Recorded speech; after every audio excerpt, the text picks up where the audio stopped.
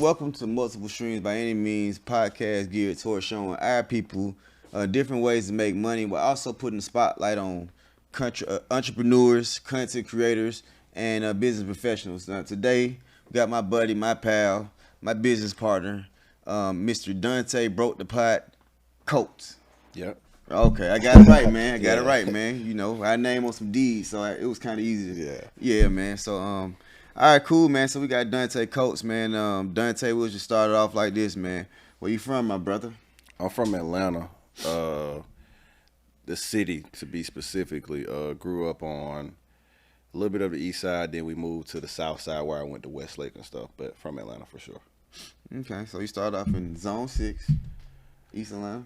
Nah, I see. Zone 6 is East Atlanta. I was like more like Lithonia, Turner Hill. Oh, that's hard. Like I saw them build Stonecrest Mall type shit. That's dope. You saw him build it? Yeah, I saw that as it was coming up. That. Okay, so you from, so you been here your whole life? Yeah, for sure. Mm-hmm. All right, cool, man. So like, growing up, man, what was Dante Coates like, man? You was more of an athlete type of guy, you know? I was an athlete, a hustler, and a nerd. Like I graduated high school with a 4.3 GPA. Damn. Yeah, for sure. I played every sport at the school besides baseball. So football mainly, basketball my senior year, track and field my senior year, wrestling my senior year. You did wrestling? Yeah, for sure. I had a coach by the name of Ansois Marine. He gonna hate that I say Ansois because he hated when we said his first name. But he was like very instrumental to making sure that I didn't fall down the wrong path with like the people I was with. If he see me after school, he'd be like, "What are you doing? Why you ain't going to go do this?" So like I ended up trying to play basketball because he made me go to tryouts. You know what I'm saying? I ended up wrestling because he saw me after school. He said, "Hey, bro, you're not just gonna be chilling after school. Come to this wrestling mat." You know what I'm saying? And then I ran track and field because after wrestling, after I went to state, he said, "Hey, wrestling over, but I'm finna go talk to God. What was coach name? I'm finna go talk to Coach Wilson and make sure you get an opportunity to try out for the track team." And we ended up going to state and track too. So he was like, I saw a black man be very instrumental in like little pushes to get me where I was. What was his name? Marine, Coach Marine. Okay, like pretty much kind of like closer than you had to a mentor. Yeah, him and a little older. Yeah. He was somebody that I would say was a really good mentor for me, and Mr. Kevin Cole. Kevin Cole is a multi-medium African-American artist. He's world renowned. He's premiered in the Louvre. Actually, his show that premiered in the Louvre, I had the opportunity to work apprentice on that show and many other works that he did. I did leg work. I painted the pieces. I plastered the wood. We put the pieces together. We took them for the photo shoots. It premiered in the Louvre with Sam Gilliam, who was a huge. I'm honestly not sure if he's still living to this day, but he's a huge Afro-American multi-medium artist. And Kevin was very instrumental in teaching me money and how money works and credit, and that life is bigger than what you see somebody have. He was the art teacher at the school. Damn. And what's crazy is this goes to the entrepreneur side of why I said I was a hustler. Every year while I was in high school, I sold candy. I was a candy man. And like in a big way though. Like I was never the person like, oh, I'm just selling candy and this is it. Like I had 6-7 people meeting me at school 7 o'clock in the morning to get 7 bags out my mom's trunk. Each person at the end of every day brought me $45 out of a $50 bag. You know, some people, they come up with 40, 42. They may spend some money on lunch, but that was cool because I would pick up $280, $300. I sell my bag and probably make $150. I probably make $500 a day. Shit. And that's cool. That's a lot of money. It's a lot of money as an adult. Yeah, because I would go to art was my last class, and Mr. Cole was my art teacher. So I would go in there and I would probably have $400 in ones in my pockets. He was like, "Man, you can't keep walking around school with all this money just hanging out your pocket." So he would always give me some crispy, hundreds, 50s. He cleaned you out. Yeah, and I'm like, hold up, you're the art teacher. Why every day you got $1,000 on you? You feel what I'm saying? Snowfall, man. Yeah, and I was the only student that made an A in his art class the whole time he's ever been a teacher. Yeah, art not easy. Art, Yeah, 'cause, like you got to put up with the different, errors in art. Yeah, and you got to give it your all. And, in high school, art is down there PE. It's like, man, I'm here. I'm going to draw a little bit. I'm going to do what he tell me to do. But I should get an A. and because he was an artist, Yeah. he was like, man, if you just take it serious, that's how you got an A. And I was probably the only person that ever took it serious. And Art hard, bro. I got a C in art, bro. What? Yeah. That shit He was the gave hard. you a C. He was that type of person. Like, it's like, man, you know I need this A, man. I'm giving you a C. You show up late. You don't do the projects. You don't do the homework. I'm giving you a C. Yeah, I mean, yeah, I got I don't know if I finished with a C, but I know I had a C like the whole, because it was like more about remembering different eras in art and things like. Oh, You know, it wasn't more about drawing and painting. It was more about art history. painting. I forgot the different eras in art, but painting this era, how like stuff. That would be like a test. Okay. Well, yeah, they weren't playing at Riverwood. That's why I went Riverwood. Yeah. Well, at Westlake, they would shoot. Mr. Cole was like, it was really hands on. It really sculpture. And when he saw that I was good at that, he invited me over to the crib to really do like other stuff, like cut the grass, because I had a lawn cutting service. So I tell him about that. Like, yeah, man, I sell camp, but I cut grass on the weekends too. He said, hey, man, come cut the grass. I got 3 cars, watch the cars. So I go do that. I didn't care. I ain't have nothing better to do than to go make some money. Yeah. So I go do that, and then I saw, like, I pulled up to his crib the first day. Man, I was like, this is your house? It was a gigantic 4-car garage. As soon as I walked in, it's just full of art. He was like, yeah, he walked me around the house. Said, yeah, this is a Norman Hayes. This is the Picasso. This is this. This is this. This is this. So yeah, it was insured. His house was insured for like $7 million in art. Bro, I never met nobody like that in my entire life growing up, man. Yeah. So you was pretty lucky. Yeah, I'm gonna tell you some. I'm gonna tell you some cool thing that I never. That if you know me, you know this. Like my mom knows, my dad knows, things like that. But there's a piece that he donated to the Smithsonian. And part of that piece is something that I did lead work on. So there's a piece that these hands touch that's in the Smithsonian. Damn. Yeah. That's a contribution. Right? It's like Black History, dog. Nah, it is, man. And I low key, I think I'm kind of hard on myself sometimes because I didn't keep in touch as much as I should have. But me and him are still like, we have a good rapport. That's dope. Damn, that was a hell of a teacher, bro. Nah, he was super dope, bro. And I think it had a lot to also do with people being able to see through where a person was at that time. Like, I ain't gonna say I wasn't a knucklehead, but you could tell like I wasn't like my peers. Yeah, you know, like and they just took the time to nurture and give advice and give their hand to a younger Black man and now a grown Black man, you know. So they took that time and they took their job that serious enough to know that, hey, this one conversation or me dealing with this child will change the trajectory of what he is to do in life. Bro, that's dope. I wish, damn, we need more mentors like that. That's why people like me and you know, giving our side of the story. And you know, that inspires me to be a little more conscious about being active in the community. Yeah, you know, but we need people like that in the community that's willing to share some type of knowledge without, you know, having that crab in the barrel mentality. Yeah, like I ain't gonna show nobody this or I ain't gonna show nobody that. We need more people like that because I wish I would have bumped into people like that growing up, you know. But you know, I'm here, you know. Yeah, nah, for sure. Yeah. But you know, it's also slight nudges too. So sometimes it don't take a lot. It's just a little nudge. Hey man, go try out for that. Yeah. Hey man, come over and you already doing it. Just come do it for me. Yeah. It's a willingness, but then it's also like just the right nudges in the right direction. Right. Okay, so you said something. You said basically in middle school you did the candy had a lawn service and a candy distribution business. Yeah. The candy distribution was high school. I started the lawn service when I was in middle school. Yeah. That's what I was really gonna ask. Okay, pretty much. So your first was your first hustle cutting grass? Yeah. First hustle was cutting grass. Yeah, man. I did the cutting grass thing, man, but you know, you had those neighbors. I wasn't that good. You know, I was good, but like when it came down to whacking weeds and doing like the extras, that's when I kind of got subpar. So I had a couple, but I'm looking at it like I'm only charging you a dub or a dub 5. Yeah. You know what I'm saying, as opposed to 75 or 65. And you know what you're getting. You get what you pay for. Yeah. It'd be some people that be like, you know, assholes about it, and it's like, I get it, but you definitely knew what you was paying for if I'm charging you a dub and a dub 5, and I'm a little kid from down the street pushing the lawnmower up the street. Come on, I'm finna tell you something funny though. You could apply this to like a different part of life, but everybody that was on my street, I didn't cut their yard. Because they knew me, they knew my mom, they knew I was, you know. And when we did cut it, they didn't really want to pay. So I started my initial lawn service with my cousin.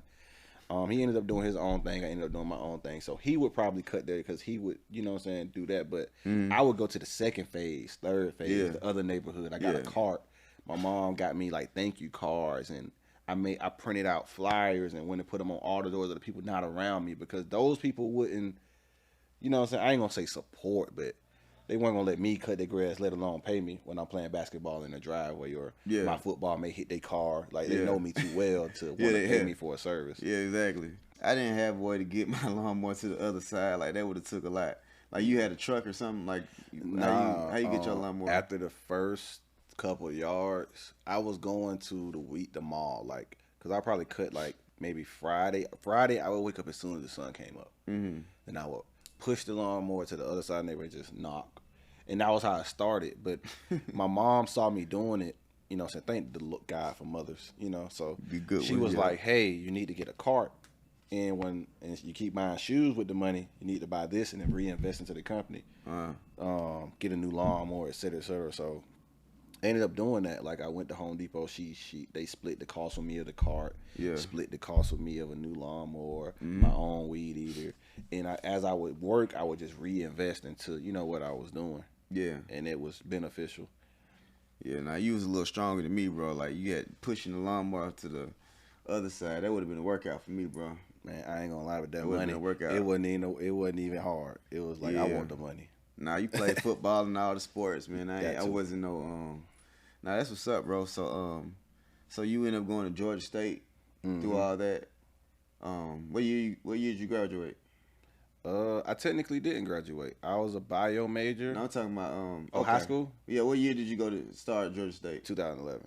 Oh, 2011? Okay. And I filed for a hardship in the spring of 2016, because basically I was bio pre-med, so that's technically a 5-year process. And by the time I got to that 5th year, I was doing so much in business and artists that college low-key felt numb.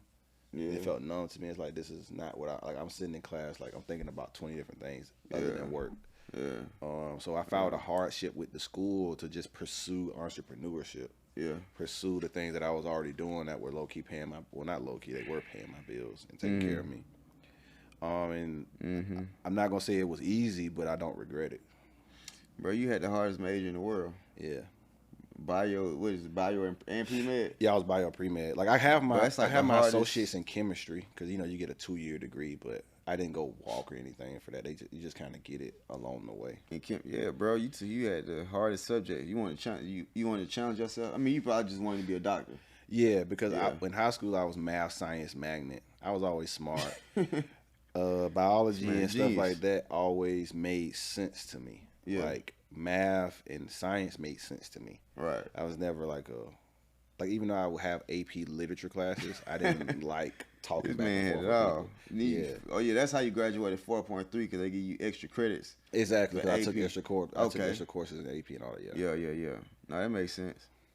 That's what's up, bro. So man, so when did the Blue House come about? The infamous. The Blue House was a house that my dad and family owned for about, I want to say close to 14, 15 years. So I had that house. They had that house well before it was a popular thing in the city. And it just so happened to be located right around by my dorm. And it actually got popping because there were these 2 kids, man, and they found me one day. Like, they were, like, walking around the school with flyers and stuff, and they basically, you know, pitched me on helping them with a party. They big my head up, like, oh, we're going to do this, do that. So they had an event. I probably brought 50, 60 people there, you know, just thinking I'm doing something. You know, I'm young. I don't know, I'm in Georgia. I ain't really even care. Like, I'm getting the party free. It's cool. It's a lot of people. And I saw what they did, but I also saw the people I was dealing with I could do it better. Yeah. So shoot, my hustle instinct kicked in. Yeah. Since it was right by the school, one day I asked my dad, I said, hey man, would you mind if I just had, you know, a party upstairs? My dad's super cool. Like anybody that knows my dad knows my dad. It's like cool, bro. Coolest guy on the planet. So he's like, do it. You know what I'm saying? And first day, man, we invited everybody in the dorm for the first one. You feel what I'm saying? And that ended up getting everybody in that dorm and that dorm and that dorm. And the first party, you see 100, 200, 300 kids walking from Georgia State to Edgewood to go to this house. You know what I'm saying? And man, the parties were epic. Like they were fun. They were close knit. It was with friends. Man, me, Karan, and a guy named Ayo. Ayo was a guy that was our roommate who was actually our first DJ. We would be swapping DJing. You know, like it was like truly, truly, truly like a fun, organic, good time. And it started just to grow, man. Like it got to the point where we would only tell people we're having a party the day before because it was getting too crazy. Then it got to the point where, okay, bro, we can't tweet it because if we tweet it, it's too much. You know, like it's a good problem, bro. Man, it was man. It's a hell of a problem. Man, it was a hell of a good time, man. I'm not gonna lie. And then I mean, later in the years, you know, we got a little bit more professional with it. Like we would have security. You know, we promoted it like with the right amount of time. We would have the drinks. You know, and we kind of set it up different. Have the big speakers, not my auntie speaker from the house with the black and red wire. You know what I'm talking about? Like the speakers that had the black and red cords. You had to stick it in, and you had to hook it to an amp, and you had to hook the amp to an aux and aux into the lap. Yeah, we were janky. So we ended up, you know, over the time just making it bigger and better and better. And it ended up becoming a staple, man. Like I think anybody from it that was outside in Atlanta from 2011 to 2017, 18, you at what you passed by it, walked by it, went to one, met your girlfriend at one, met your wife at it. Like it was an experience. Made an impact. It made an impact for sure. Made an impact in the culture. Yeah, for sure. Broke a lot of artists, man. Yeah, it did. Yeah, man. So I don't know if they remember they hit that little goofy hit. Bitch, you guessing? Oh yeah. Maco. That was but the first time folks heard it was at the Blue House, right? Mm-hmm. It was whatever happened to Maco, bro. I saw him. You know, he had the thing going on with his. Oh, he had the I forgot what it's called, like the infection in his eye. Yeah. Facts. Well, that ended up healing up pretty good. I actually just saw him maybe last time I was in LA. I saw him. Every time I go to LA, I pretty much see him. Anytime he comes to you. Yeah, for sure. Like we'll call each other. Yeah. Like shoot, if he comes to Atlanta, like he comes to my crib before he even calls me. So yeah. But I mean everything was good. I mean when things went on with that, I believe we were in thought process ahead of our time, but in practice and experience, we didn't know a lot. So when the things went on with Maco, when things took off, and you know everybody ended up going their separate ways, and things kind of withered away. I think that was just everybody else getting their launching pad to be able to do what, you know what I'm saying, learn from the experience that we had, and then being able to build on top of that and build the companies that we have today. Yeah. Because OGG taught me a lot. It taught me about belief. It taught me about camaraderie. It taught me about sacrifice. It taught me about brotherhood. And it taught me that, man, sometimes you're not wrong. Because I'll never forget when we did the situation with QC, everything that came from Maco came to our email. You know, like the Rolling Stones, the Double XLs, the bookings. We were kind of letting, Coach and QC know what was going on and referring it to them, but it was like, man, if we would have held off a little bit longer, knew a little more, had a little more experience, it'd be different, because we also had a lot of other people under the realms at that point and close knit to where we were gonna do greater things because we had Doja Cat, Ronnie J was locked in with us pretty tight, but like we were young, we didn't know as much as we know now. And I think everything happened for the betterment of everybody, because everything, if you don't die from it, you learn from it. Yeah. That's what's up, man. So, when did the brand Broke the Pot come about? Broke the Pot came about post OGG. I was trying to figure stuff out, right? Because after OGG, I was low-key in a bit of a shell shock because there was a lot of energy put into this and it worked. Yeah. And then you no longer have anything to do with it. Yeah. So that's a little bit of a shell shock. But I mean, I immediately went into marketing. Yeah. We did marketing for Ray Shermer, K-Camp, Rory, 2-9, 2 Chainz. So like 2 Chainz Boats 1, Ray Shermer Life 1. Rory's Indigo Child, K Camp, Slumlord, like all those marketing campaigns. We did that with my brother Jers. My Okay, brother so Jers put me on with that. okay, when you say marketing campaigns, like what type of Back what type of campaigns? It depended, right? Because like with people like LVRN and with Rory, we sat down and we talked about a little bit about everything, right? So we talked about everything that they would be doing around it, everything they'd be doing through it, and how what we would be doing guerrilla wise or in the streets wise would impact that.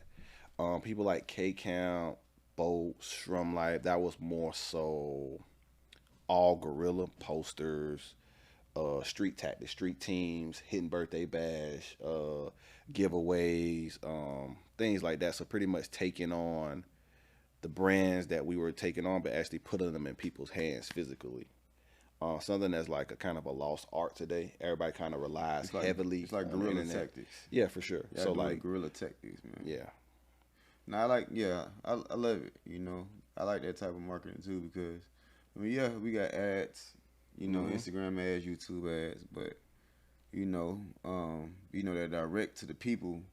You're not gonna be able to reach as many people, but you can. I mean, it helps for reinforcement. Yeah. So when things go, it's like when you have unicorn artists or artists that blow up and it just seems so perfect. Like they had the song, they had the timing, they had the branding capabilities, they had the marketing plans, and then they executed it all. It was a symphony. Everything was clicking at once, and that's a thing that people didn't get with that because you had a lot of people that would spend the guerrilla money, but not have anything going on socially on the internet. You're wasting your money. You had the people that have everything going on socially and on the internet, but will have nothing in reality in people's faces. So they're losing. But when you can kind of find the harmony between both, that's when you see things take off. Yep. When you see someone on the internet, but then you're walking down the street and you see the poster, or you go into the gas station, you hear them playing the song. You know what I'm saying? Things like that. So Broke the Pot started off like more of a marketing agency. It started off as us trying to find what our identity was because we came up with a bunch of names. You know what I'm saying? Like a bunch of weirds. I think it was like Bucks, different little things. Like we came up with a bunch of different things because initially our first push was going to be Munchie. And then what ended up happening was Jersey Instagram name was Broke the Pot.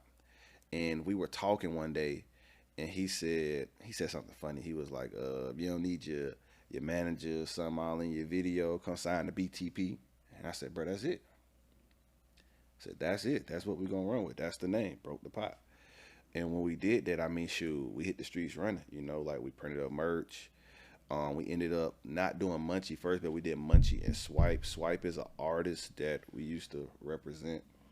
And when we did that, I mean, it hit the city hard. Like I think a lot of people know the brand, have seen the brand. If you haven't really seen it, you heard of it. Got it on your chest right there, man. Yeah, for sure. Broke the Pot. I like that hoodie, man. Thank you. Need to get one, man. I got you, man. Shop Broke the Pot. Make sure you guys shop Broke the Pot. Yeah. Nah, that's what's up, bro. I got you. So I feel what you're saying. So at first y'all was just doing these things, but you didn't really have like a name or identity. Yeah, it was. Then it just kind of came about, through a joke, like a lot of stuff. Yeah. A lot of shit come out. You start off as a joke, and it's like. I said, nah, that's it. Yeah, we got it. Yeah, because we had to put something. You had to rap what you have to rap what you're doing in something. You have to have an imprint. You have to have a brand. You have to rap whatever you're doing. You could be selling hotcakes on the street, bro. You got a brand around it, you could build on that. And that was really the ultimate thing with Broke the Pot. It was something that we could build on. It was a housing unit for everything we do. Like to this day, like my checks from labels are cut to Broke the Pot. You know what I'm saying? Like when I go have meetings or get checked, you know what I'm saying? They're all Broke the Pot. So everything that I do is Broke the Pot. And I mean, and then we essentially took that just to mean like you got to make what you got out of the situation. Like I didn't come from millions of dollars. I didn't come from mansions and cars and jewelry. Like I came from a place where I had to really work to get what I have. And I didn't make excuses about where I was. I just did what I had to do to get out of where I was. Absolutely. That's dope. So right now, can you even remember or name how many artists that Broke the Pot works with currently? Cause do you put that under that as well as that a whole separate business? Yeah, bro, it's under the management company. Yeah, I got you. So right now we have Munchie, Mm-hmm. we have DJ Mark B, Mm-hmm. we have Yo Dog, Mm-hmm. and I have a producer by the name of Shaz Oulala from France. Shaz Oulala, that's one name, right? Yeah. Shaz Oulala. Yeah, Shaz is amazing, man. One of the most talented musicians I've ever experienced. Plays 9 different instruments, like super crazy. You say he's from where? France. France. Yeah, we go to France. We tapped in. Oh For yeah, sure. For sure. Okay, man. Let me get my ticket. Oh, you talking about Yao? You ain't talking about? No, you okay. man. Munchie got cool with him and ended up recording one of the first songs on his project out there. Like Munchie went to Paris with his mom, and he's like, "Man, what am I supposed to do?" I said, "Hold on, got you." Hit my boy, picked him up, took him on. You know what I'm saying? Like, Yeah. like we really like across the globe, like can still get things put together. Yeah. Damn. So all right. So y'all not like an agency. Y'all pick who y'all work with. Y'all not just like soliciting people that want to work with y'all. Yeah, I mean, a lot of people want to work with me because a lot of people think they know what they want, but the way I look at it, and it's just something I explained to people even just last night, is like going forward, I don't see myself I don't see myself managing, quote unquote, managing another artist. Yeah. Or a producer. I see myself signing them. I see myself being an executive to their situation. I see myself A&R in their deal. Yeah. I see to build myself up and my label up, you know.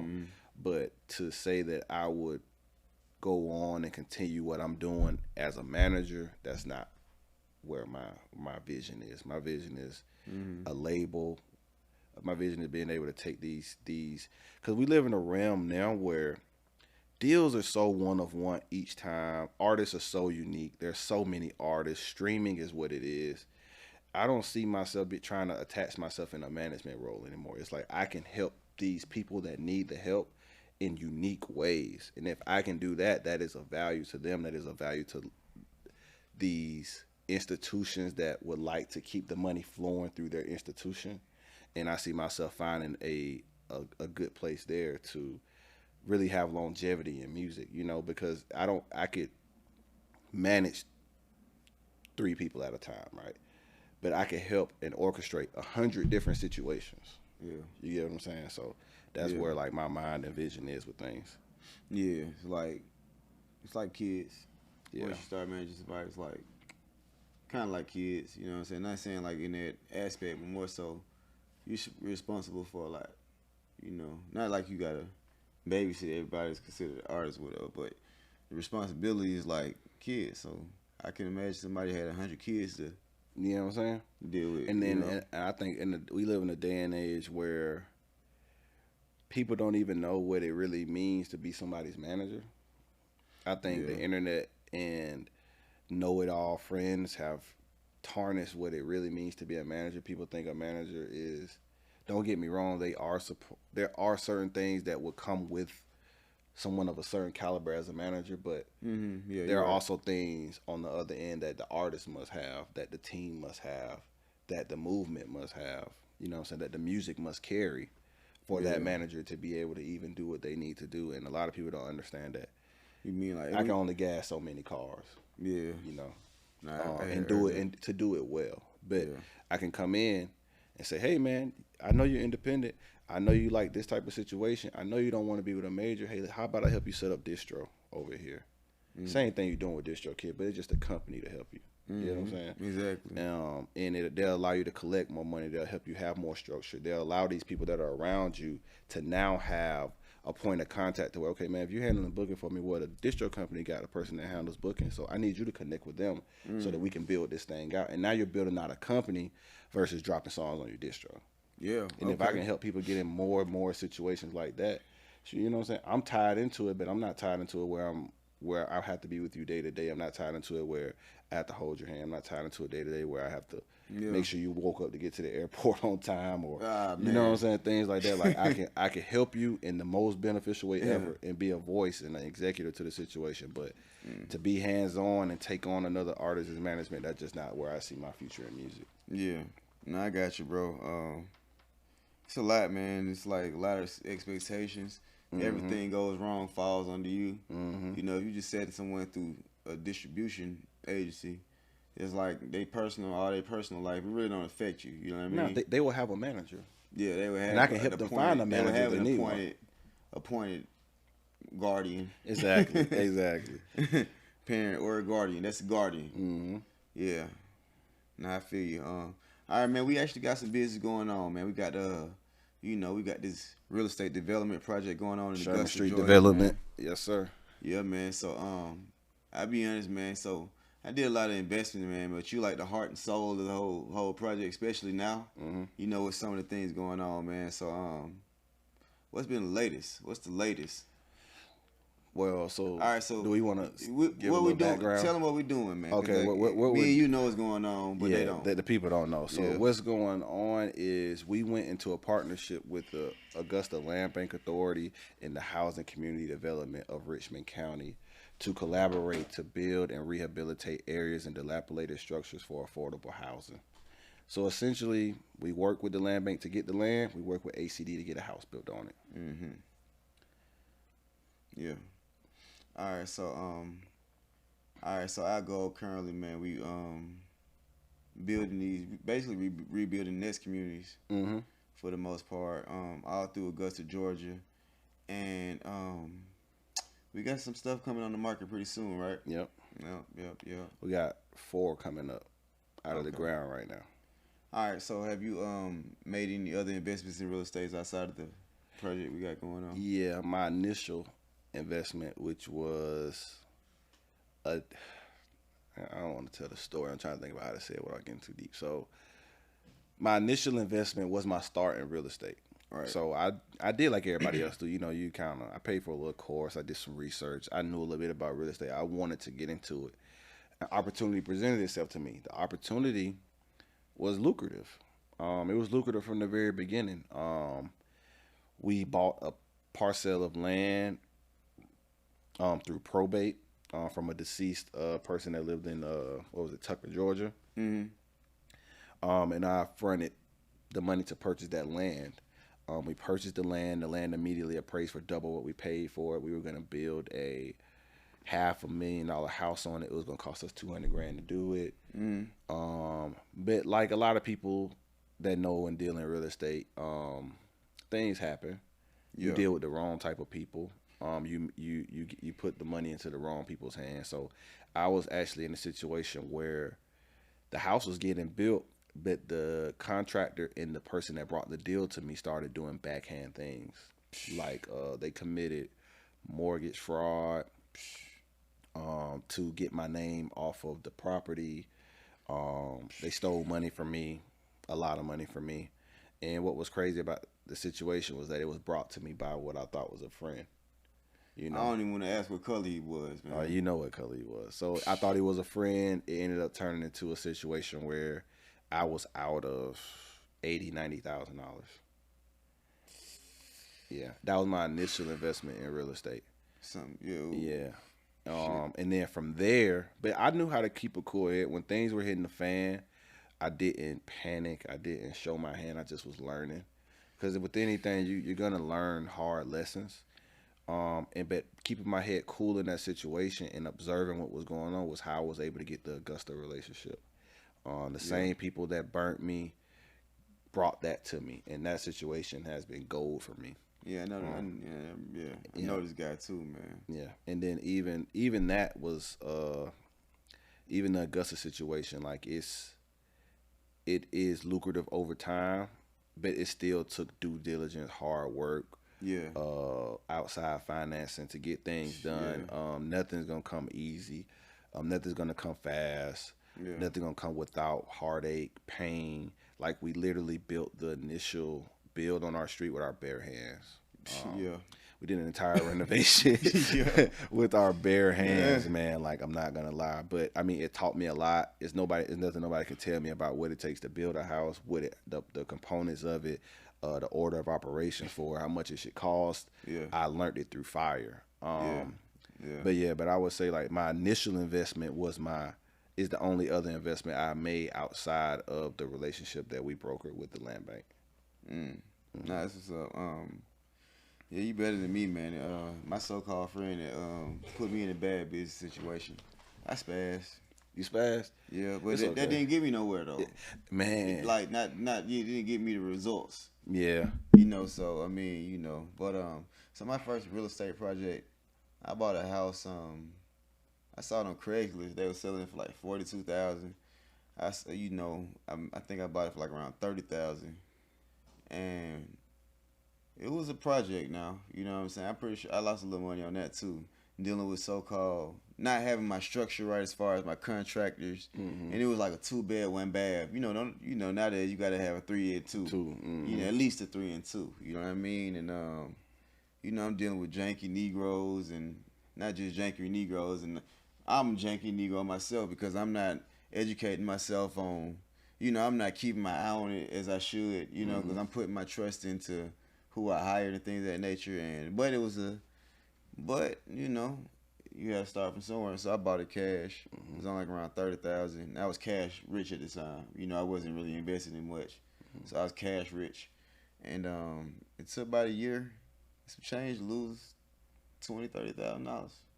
But basically, I didn't really lose that much. I didn't really lose that much. You know what I'm saying? It was more so. Well, I lost. I took an L. Yeah, you took an L. But an L is a lesson. I learned a lot of lessons, and here we are today. I invested. I had another situation. I had bought a house in Riverdale, and I was gonna live in the house, but it was like I'm just like me, and when you in a big house, that was like a 4-bed, 3-bath. You know what I mean? So.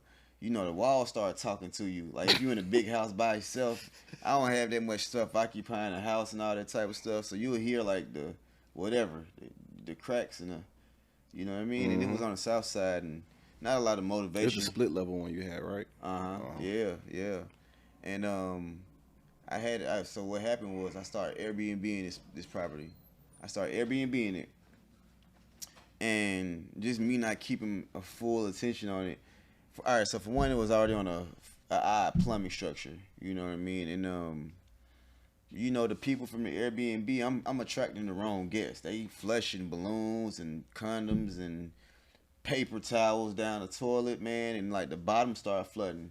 So I bought the house for $150, and I spent like several thousand on different plumbing and inspectors before I just realized it's gonna be a big old problem.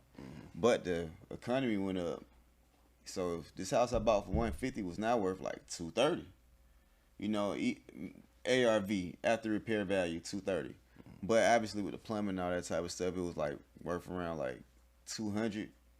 And then plus the interest and all the financing. So I still made good on that one right there. You know what I'm saying? Even though it didn't do what I wanted to do. I had went from plan A, I had to go to plan B. So yeah, man. The exit strategy is the thing. Yeah, that's you got to. Yeah. Because everything doesn't go smooth, man. But you gotta have a way to get out to where even if you lose a little, you make a little. It's okay. Just don't lose that count. Yeah, just don't lose your mind, man. So all right, so look, we got music, we got real estate, we got Broke the Pot, the brand, and the brand and the label. For sure. Yeah. So what you got anything else going on, man, you want to talk about? Yeah, I have a print and fulfillment company called Paint the City, ATL. Embroidery, screen printing, PVC patches, chenille patches, full color transfers. We do it all. We've made our stay and doing tour merch. So people along the lines of 30 Prom, they're a huge Brazilian rap group. They came to America. They were our first actual concert touring contract. And I mean, it opened my eyes, man, because I mean, we were in a little shop that I had off of Lawrenceville Highway, little cubby, and we got an order in for 3,000 shirts, and that was like, okay, hold on. We know what to do here, Ding. So from there, man, like we went on, we expanded, we worked hard, I branded, I bought more machinery, I reinvested into myself. And I mean, to date, I mean, we've done people along the lines of Fireboy, DML. We did his entire tour. We've helped with other tours along the lines of Burner and things of that nature with other shops.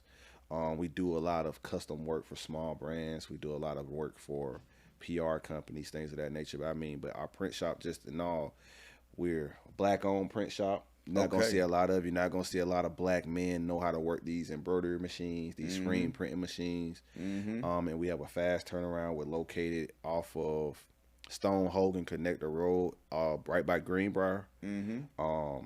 We have rush orders available. I would just say that's another business that we have, and shoot, come support, man. Instagram, Paint the City ATL. Our website's Paint the City ATL. You can go on the website, design the clothes, send the order in, and it'll get shipped to your door. You heard the man. You definitely heard the man. What's up, man? You got some good quality stitching on that jacket you got there, sir. Yeah, we did this. Yep. We did this. We did the rhinestones on the back. We've done a lot of work for a lot of brands that people wear to this day. We even done stuff for Sean John. Okay. So for your top clients, like, are you even willing to share some of your sourcing? Yeah, for sure. Okay. So that's another benefit of, you got some good quality material. So I would much rather people let us pick the brands if they really want a certain quality, because you deal with people that don't know what they want. And that's why even with my company, I set up an online basis to where it's a little bit simpler. You go on here, you slide your design where you want it to go on the shirt. You tell me how you want it printed. You're going to see your mock-up. We'll confirm the mock-up via email. You'll say, yes, we'll print it. Because what you deal with a lot of the stuff is people think they want something, but they don't understand what it takes to get it. So I tell the people that I know really want something quality and they want it to sell, and they want it, hey, man, let me source this for you. Don't go get this Gildan t-shirt. Let's get the AS Cool. Let's get the Comfort Colors. Don't go get this BS Auto hat from Amazon. Let's go get it from my Auto account. Yeah. You want a nice t-shirt that won't fade? Okay, you need to get this AS Color full color medium, Yeah. Oh, I want a heavyweight. So what type of GSM are you talking? Oh, what's GSM? See, this is what I'm telling you. See, that's grams per square meter that lets you know the thickness and quality of what you're doing. Okay. If you want something stitched, I wouldn't tell you stitch something on a t-shirt. I would tell you stitch it on this type of, Yeah. So that comes with really like a consultation, but that's something that you get from us just by us caring about what we're doing. When you go to these other shops, what really inspired me to do is that I was going to shops, man, and I would get my stuff back. It would be messed up. It would be wrong. It would be upside down. And the people didn't care. Like, man, get your order out of here. They didn't care. I'm not talking to you. Like, you come in, you drop your stuff off in the front. Yeah. You come pick it up, it's in the front.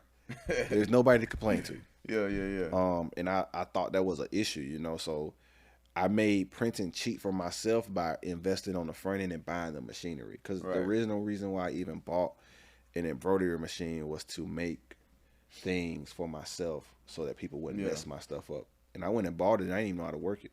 Yeah. Yeah. Figured it out, though. That was gonna be my next question, but you pretty much answered it. What? Well, I was gonna say, how did this print, this print fulfillment entity come about? Man, I'm gonna give a little because it really was funny, right?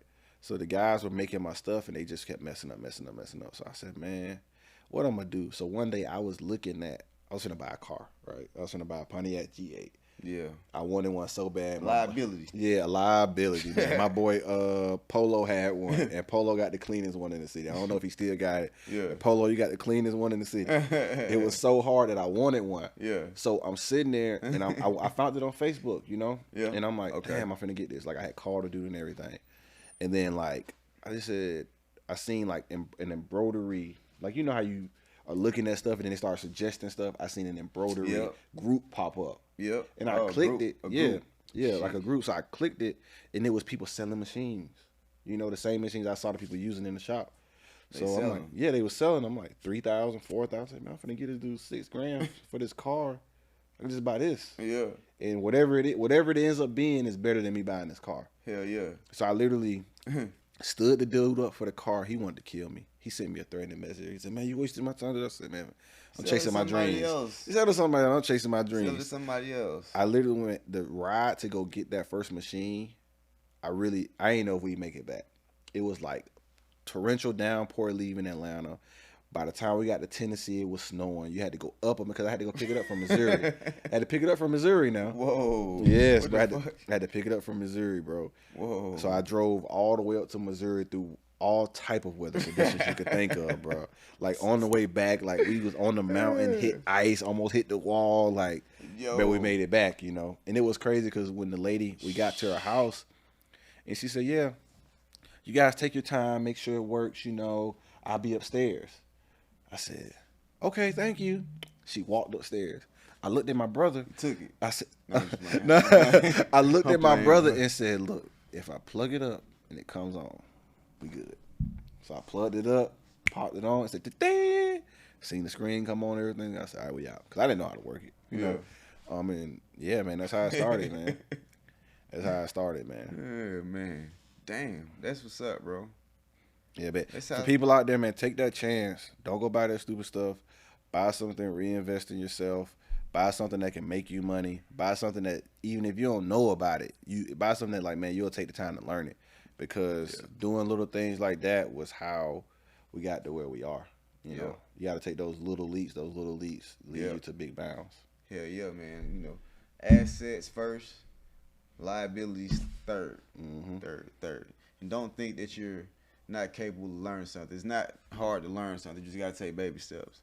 So, man, you got any more businesses you wanna tell me about? You know, I be forgetting that you. I wanna shout out, things that I'm a part of. I mean, Fuck You Mean Records. That is a label and company being built out by Mark B. Yeah. We worked very, very, very hard to build that brand out. It is flourishing lovely. All the love to Mark, to the team, to Dose, to Julio, to Todd, to Martium, to Isis, to everybody on the team. We work very hard. We're going to continue to work hard and push the brand, push things forward. Shout out to Real One the brand, my guy Junior. He's one of the realest friends I have. Any type of insight I need, any help I've needed, any materials, clothing, videos I've needed, he's been right there. Of course, it's business, but he's been right there, you know, to help me out to do whatever it is I need to do. Shout out to Paid Leafs, my boy Jay Paid. He has the Leaf company going up. He's the owner of Jokes Up. He's venturing into the Leaf lane. He's a super Leaf. Yeah, Leafs. They're rolling Leafs. They're like Oh, okay. Like backwoods. Oh, that's dope, bro. Yeah, for sure. Like he's doing this thing. He's in a lot of places right now. Shout out to him. Let me think. Who else? I'm trying to think about who. I feel like I'm missing people. I don't want to miss nobody. Shout out to Chuck, Foot Clan, Time Plus Money. He's one of the creators, one of the people that I work with at the shop. He is one of the most creative people I know in this world. He has made 20 different brands. Yeah, and he's like, without him, I wouldn't have even been able to get as far as I've gotten with my shop, with insight, with buying the right things, with knowing how and what to do, different materials, backings, things of that nature. Like Chuck has been a godsend. That's dope, man. Things that are on the way. Walkie Tech, that's a company that I made because we play video games a lot. So we got gaming headsets, controllers, keyboards, keyboards, widgets. So we got our own console coming out, but it's gonna be a handheld like a PSP. I got it. So I'm gonna help you launch it on Amazon.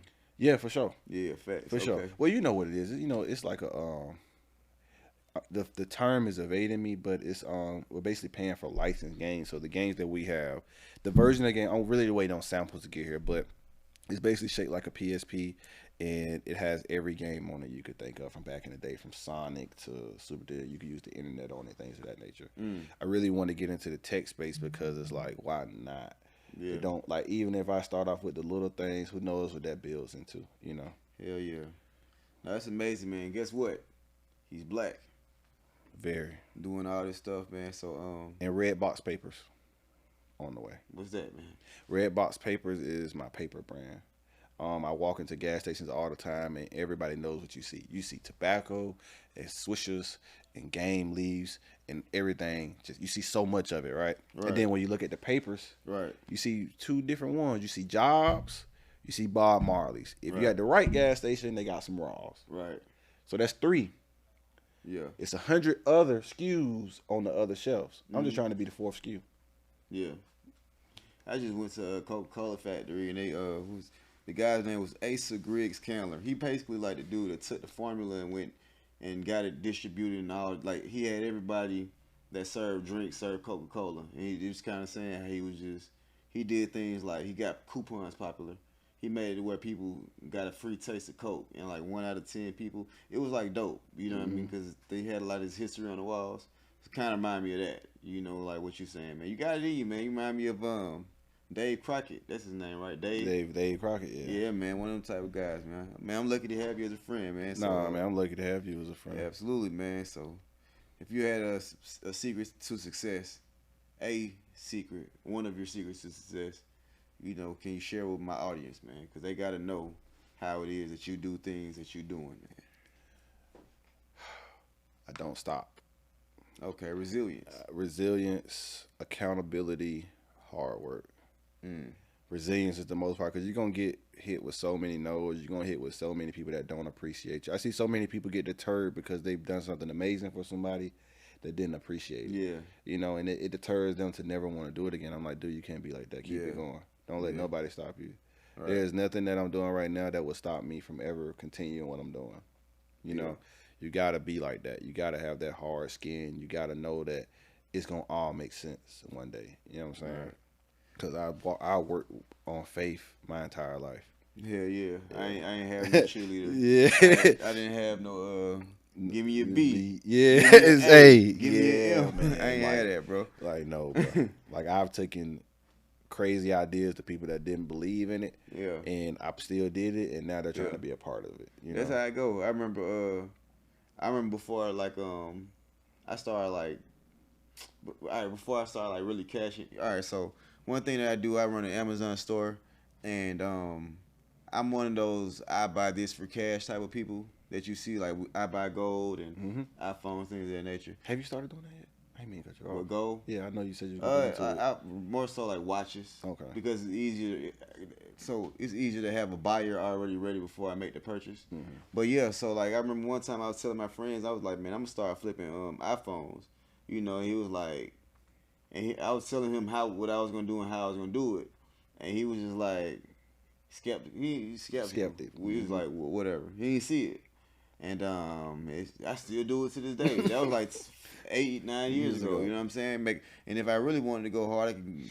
You know, I got friends that run phone stores, and that's one of the pieces of their puzzle. You know what I mean? Like entire we fix iPhone stores. You know, I know a few people that do that, and it's very lucrative. Like one niche. iPhones, more so like used and refurbished, things of that nature, man. So, all right, so look, one more question, man. How do you, because you got a lot of things going on, I do as well, so I want to know what your, you know, some advice that you have as far as staying balanced or not getting overwhelmed or, you know, those type of things. It's two things, right? I kind of have like I've lost a lot of people. I've lost a lot in this life.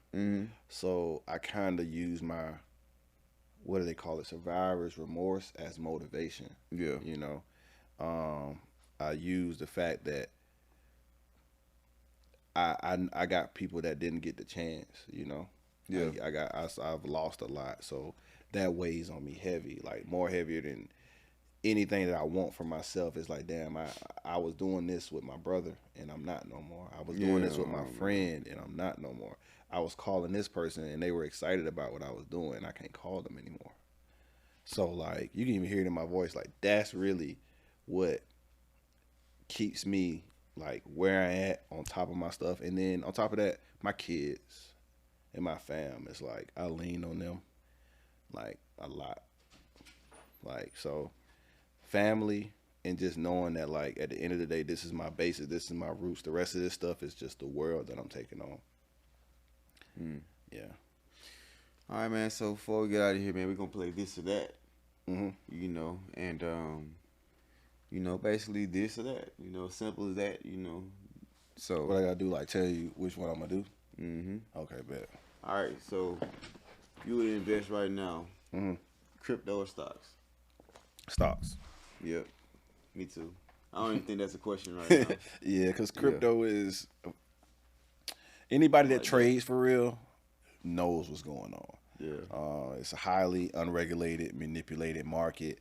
Okay. Yes, you can win, but I promise you, I know a lot of people that have lost. So stay woke. Okay.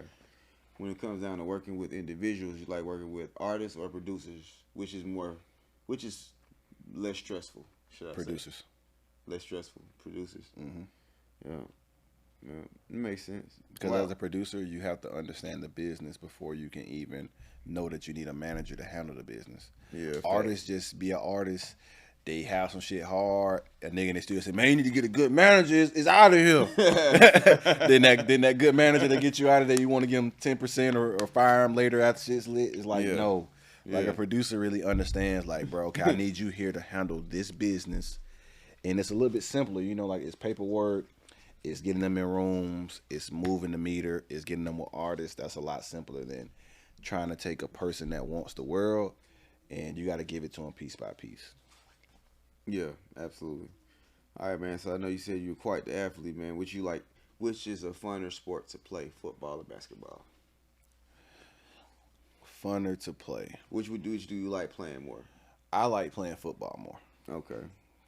Because football it's not like basketball. Like football is gladiators. Like it's me versus you, and boy, you gotta be ready.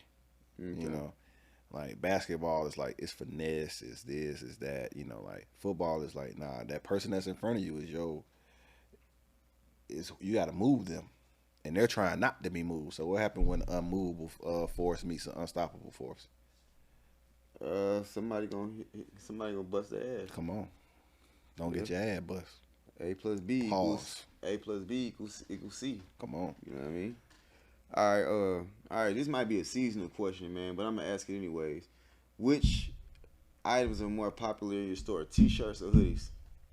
Hoodies. Okay, so it wasn't a seasonal question, and I was thinking because people buy hoodies all year round. Yeah. Okay. Like I have a hoodie on right now. I think it's 80 degrees. Right, and I feel like I need one right now. It's 80 degrees. Yeah. You know what I mean? T-shirts are like because most T-shirts, if you don't buy the right kind, you'll get washed. And once you wash it, it's washed. Yeah, it's washed. All right. Which is more stressful, dealing with real estate bullshit or music bullshit? Music. Okay. The only thing that's stressful about real estate part is like you just gotta. If you get the money, it ain't stressful. Yeah. The money with the music stuff, like sometimes you can have the money and it's still like stressful. Like it's like I'll be on sites working and it's like I'm thinking about music stuff. Like music is way more stressful. All right. Okay, man. That's pretty much it, man. It's a wrap, man. It's a wrap. You got anything you want to add before I conclude?